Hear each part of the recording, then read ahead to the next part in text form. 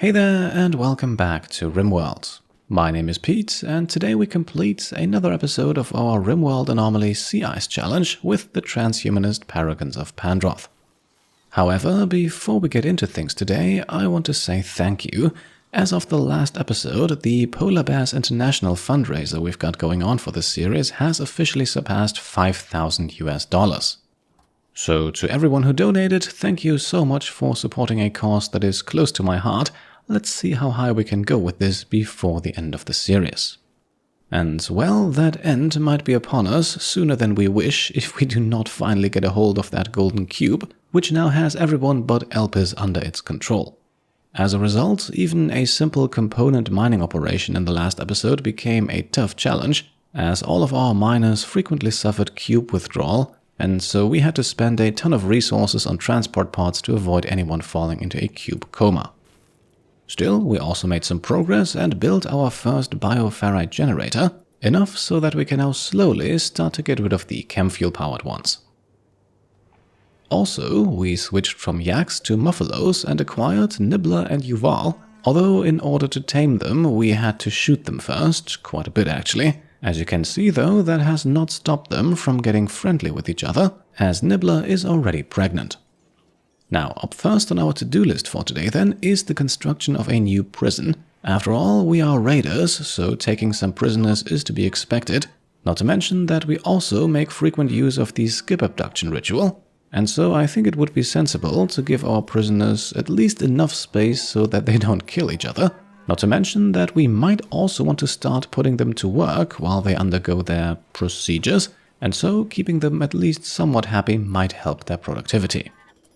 Not to mention that as a result of this, our muffalos also get a slightly bigger stable, capable of housing what might be a growing population. The same is true for the prison setup here, by the way. At the moment we only have plans for 6 cells, but they are large enough to potentially house 2 people, so should our raiding eventually get out of hand, we will have room to accommodate everyone.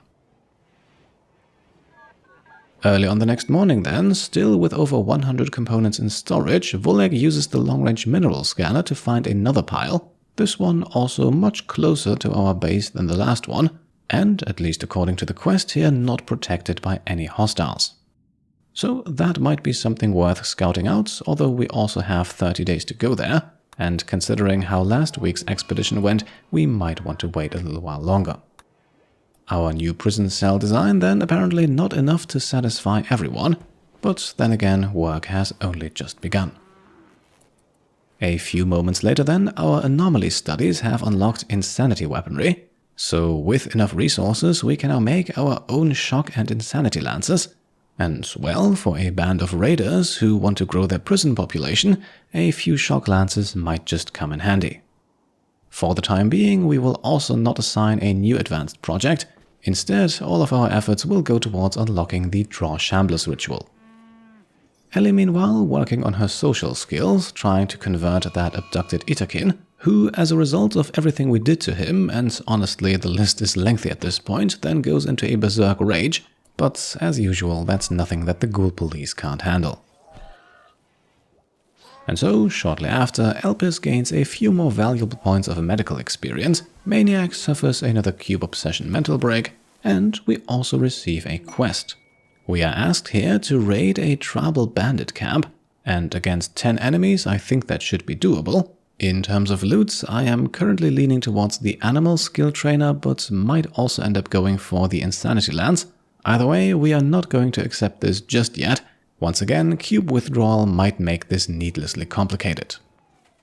However, timing-wise, it's actually quite convenient, as we are in fact starting to suffer a small mood penalty here for not raiding enough. At the moment, at a -1, I think we can take it, but if we don't manage to disable the cube soon, then we might end up having no other choice but to go raiding and accept the withdrawal penalties. Our new and improved prison design then also slowly but steadily coming along. At the moment, steel is the limiting factor in how quickly we can get this built, but it is far from our biggest problem at the moment. It has been a while since we've seen any entities, and this time the anomaly is kicking in full force, sending 95 Shamblers our way, arriving in 4 different groups from different sides of the map. Well, this could be fun, especially since Shamblers do not actually behave like regular raiders. These guys will be very content with just mindlessly bashing in our base and not really attacking anyone.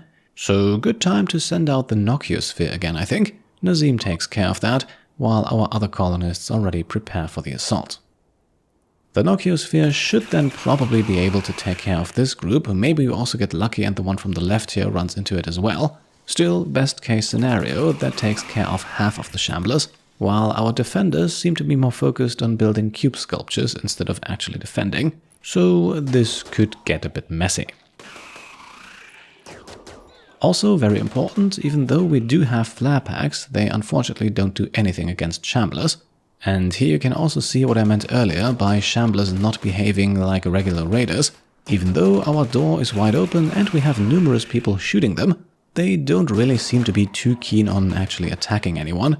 Instead, being the rather mindless creatures that they are, they just attack whatever stands in their way, be it walls or people.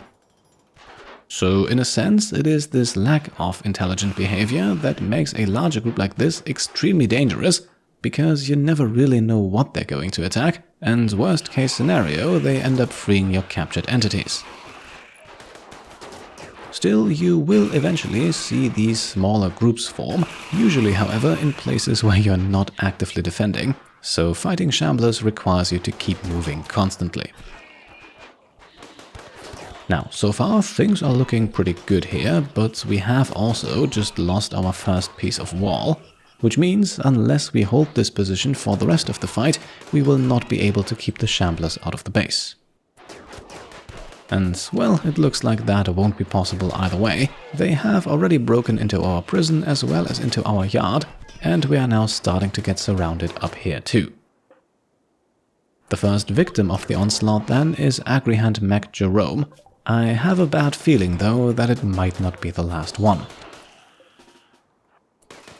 Our prisoner, for example, has already been beaten down severely, and we are starting to see more and more wounded in our own ranks too. For now, we are holding our ground, but the Shamblers just keep coming. Our Scyther Mac Gnome is already down and is still being pummeled, and obviously our two ghouls Midnight and Jay can't be everywhere at once. Mechanitor Lauren is also down on the ground, still alive and desperately crawling to get away from the madness, although it also looks like we are dealing with only the last stragglers here. Still, those last stragglers are not only starting to punch into our containment cell, but also now kill Gnome the Scyther. High time for us to take the fight to whoever is left standing. And unfortunately, that is still a sizable number of Shamblers. At this point, I also think that we start to reap the rewards of not really investing into any sort of defense. But with steel in such short supply, there is only so much you can do to protect your base. And also, I think that our transhumanist ideology somewhat demands that our people be the defense. After all, 3 of our 7 colonists are deathless, and we also have 2 ghouls, who are technically not unkillable, but A, pretty hard to take down in the first place, and then B, should they die, we can always resurrect them. Now, at this point, I think we are done here. Yes, everyone except for Nightshade is in various states of injury, but as far as I can tell, no one has lost any limbs, and so we should have no trouble keeping everyone alive, except of course for the 2 mechs we already lost.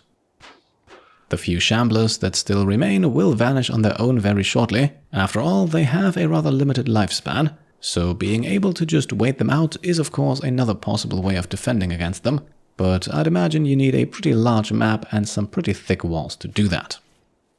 Now, the immediate moments after the fight are of course spent patching up our people. The coagulatability of our 2 Sangophages, Vulek and Elpis, sees some use here. Mechanitor Lauren, meanwhile, also gets our lifter bots back into the game. After all, they will play an important role in cleaning up this mess. In the evening then, Elpis, Maniac and Vulek have already made full recoveries. No surprise really, as both the Sangophage and the Viscalaire xenotype have the super fast wound healing gene. And despite Ellie suffering another cube obsession mental break, cleanup around the base is making good progress. Our prisoner meanwhile goes catatonic, but honestly, after the events of the last few days, who can blame her? We also learn that our Nociosphere is destabilizing, which means that in 10 days we will no longer be able to suppress it, and so it will eventually be able to activate and go on a violent rampage inside our base. So ideally we send it out to do that against our enemies at some point prior to those 10 days, which will then however also be the last we see of it, as the Nociosphere will vanish after attacking in this state. Now, with a new morning arriving on the sea ice, Volek first initiates the resurrection process for Agrihand Jerome, and then finally delivers us what we have been waiting for 5 whole episodes. After numerous attempts to study the Golden Cube, we have now finally learned how to deactivate it. However, it won't be as simple as just turning it off. First of all colonists currently under the cube's influence will refuse to deactivate it, and even if Elpis, the only one not yet affected, performs the act, the rest of the colony will go berserk over it. So, before we can get rid of this thing once and for all, let's take some precautions. First of all, we are going to send Volek to take his long overdue death rest, as this now puts him out for a good 3 days. Then we'll stuff Maniac into the gene extractor. We actually don't have any of his viscolaire genes anymore, and this might allow us to recover them. Most importantly though, this incapacitates him for 12 hours, although I can already say at this point that this only works sometimes. Finally then, we are going to install that elbow blade we purchased a while back onto Nazim. Not only does this give a capable melee fighter a melee attack that does not take away his ranged options, it's also actually his very first transhumanist improvement, turning a mood penalty into a bonus, and finally it also renders him unconscious for a while, which is exactly what we need. So then, with 3 pawns out of action and sleeping time declared for the rest of them, we are now going to send Elpis to grab a shard and deactivate the cube. While he does, our 2 ghouls, Midnight and Jay, are already moving into position to deal with the potential fallout, but let's see how this goes.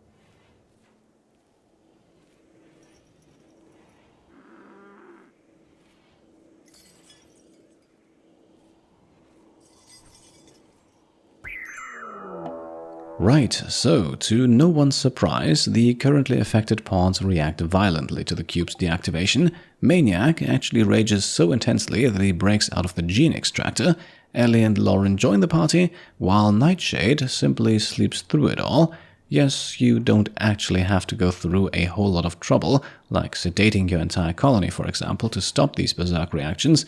Just having your pawns asleep for the deactivation works fine too. Either way, it's clobbering time. I see no reasons why Midnight and Jay should not emerge victorious here. As a genie with the delicate and extra pain genes, Lauren goes down pretty much immediately, making this a fair 2 versus 2, Midnight and Jay against Maniac and Ellie.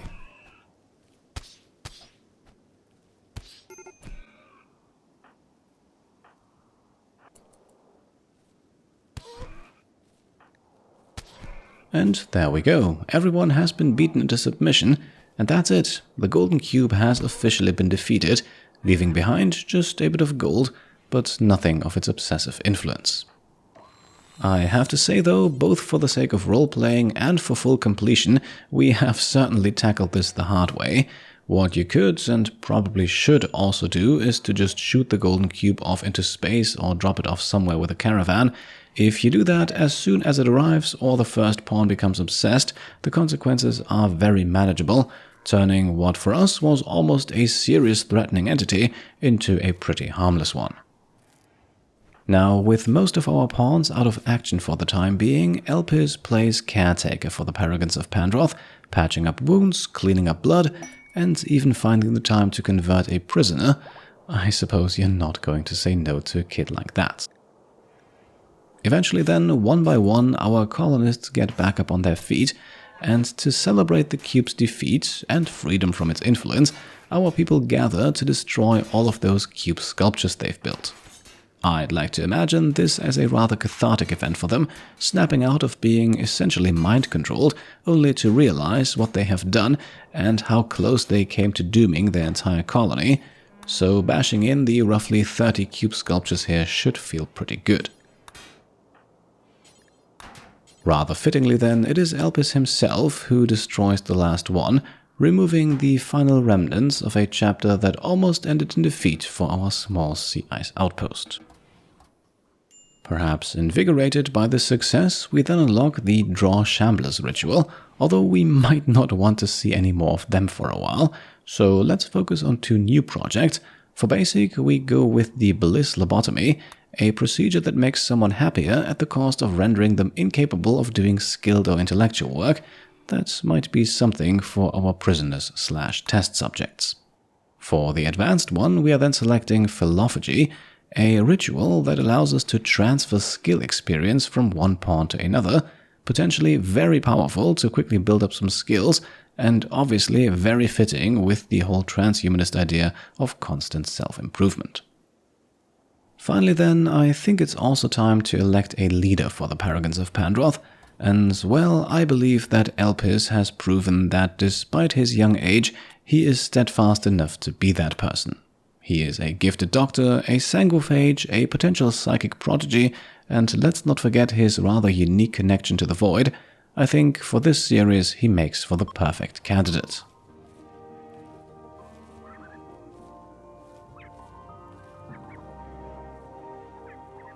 And so the Paragons of Pandroth now finally have a leader.